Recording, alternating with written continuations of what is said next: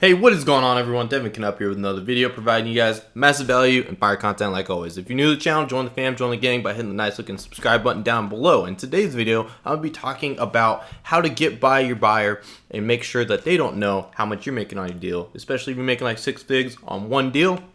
Chances are you probably don't want them to be figuring out how much you wanted to make, so that way they don't lose trust or anything, and you find them good deals. But at the end of the day, it doesn't really matter. But anyways, let's jump into today's video. So today, like I said, what we're going to be talking about is how to make sure that nobody at the closing table knows exactly how much you're making, other than the title company, and then basically whoever's going to be lending you the money for this transaction. And so what I'm going to be talking about is known as double closing. And so if you aren't familiar with what double closing is basically where you get transactional funding. You're physically buying a property from the seller's side, and then like an hour later, you're selling it to the buyer, and he sends in the money, and then whoever gave you that money gets paid back, and then they usually charge you like a small fee for basically a quick little transaction. And so usually it comes out of like your little assignment fee that you're making in between, so that way you really don't have to pay anything for this deal. Every once in a while you do have to pay for like attorney fees if they're gonna have contracts written up and everything like that, but at the end of the day it's pretty nominal amount versus how much you're gonna be making. So if you're making less than like $10,000, then I really don't recommend that you do double closing unless it is a requirement in your state in order to wholesale, because usually double closing is basically a wholesaler's best friend, because whenever we're getting properties, we're trying to get them as low as possible, and so we really never know how much we're going to get it for until we go out there and sign up the contract, and then we reevaluate the numbers and all that. And then from there, then we're like, oh my gosh, we're going to make like $50,000 on this deal, whatever it may be. And so once you figure out that you're like making $10,000 or more, then that's where like they usually recommend that you get double closing. Now, how to find out whether or not in your state that you need to use double closing or not, it's simple. It just really breaks down to just go ask your local real estate attorney, and they will let you know what is up. Also, you can always ask the title company as well, but chances are not too many title companies knows what's going on. That's why you need to find a title company that really works with wholesalers or a lot of investors that can help you out, because nothing's worse than having a bad title company that's basically slowing everything down and making it so that way you can't go through with your deal. Now, how do you find transactional funding? First of all, I would ask your title company. A lot of times, title companies do offer transactional funding, and you just got to ask them, hey, do you guys offer transactional funding for like a double closing? And if they say yes, obviously just work with them, and it's super simple, super convenient, and you don't really have to go out of your way to go find this transactional funding. If you can't find transactional funding, then my next recommendation is just ask friends or family, see if you know anybody that has a good amount of money available in cash.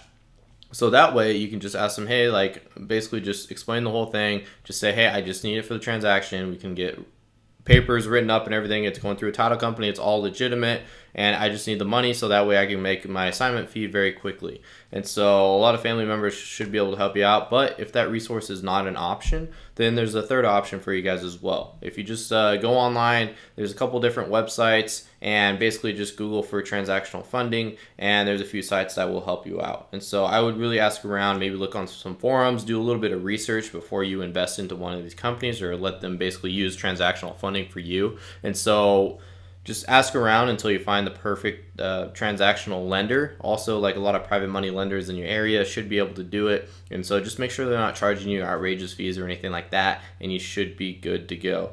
And so like I said, it's all coming out of whatever you're making on your assignment. And so that way you don't have to worry too much about exactly about paying out of pocket for this transactional funding. Now, like let's say at the end of the day they do make you have to pay for the contract fees and everything with an attorney, then what I recommend at that point is just maybe ask like a family member, or just find somebody that would be willing to help you out. And usually I wouldn't say it's any more than like, I would say like $500.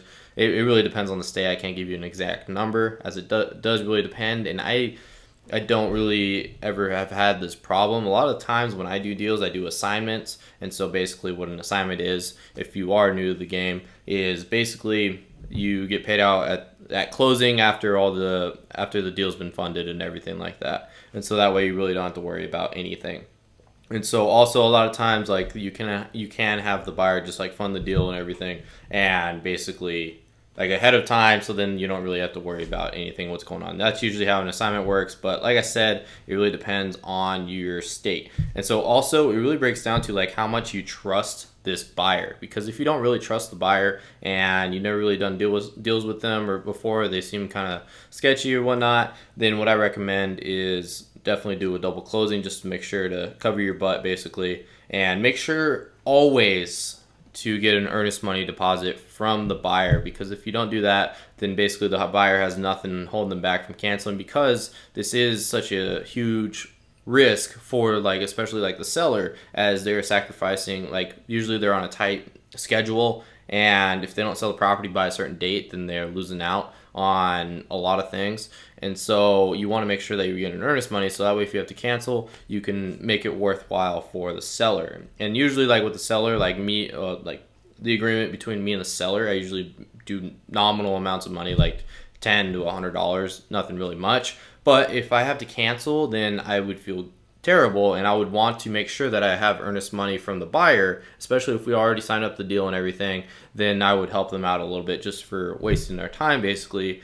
And anyways, so like if I don't have a buyer already within like 3 to 4 days, then I would cancel the contract, because usually by then I would know what's going on with the situation. I really don't need to drag on this relationship too much longer, so that way I can make sure that I am providing a good service for everybody. Because I always talk about like the triangle when it comes to selling your property. You can sell it for, you can do convenience, money, and speed. As we are offering with cash deals as wholesalers, as investors, we are offering the convenience and then the speed. Sorry, I get these little circles mixed up sometimes. I don't think it really matters.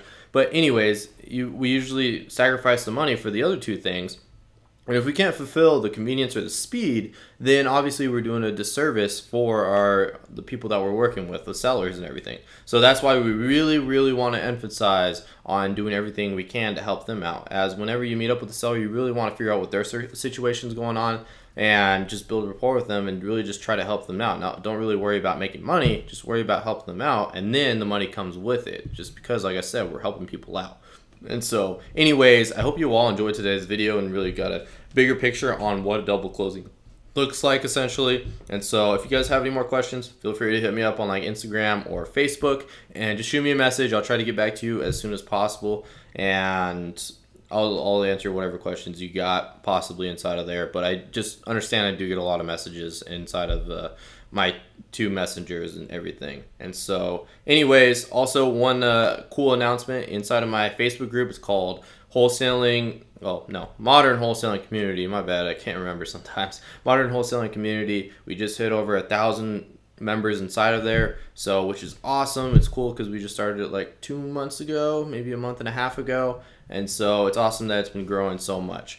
And so if you aren't already in that group, make sure you go in and join it. It's the links in all my descriptions down below. Go check it out and everything, and you'll have a good time. And so if you don't know what wholesaling is, there's a link down below. Also, I'm going to put a little like 3-part video down in the description below as well. Go check that out. So that way you can learn what's going on inside the business if you don't already have a structured foundation. So that way you can really get a bigger picture, go out there and do some deals, take massive action, and make some big bucks. So anyways, it's been fun with you guys. If you guys like today's video, join the fam, join the gang by hitting the nice looking subscribe button down below. Also, if you guys like today's video, please drop a like. And like always, I'll be seeing everybody tomorrow. Peace.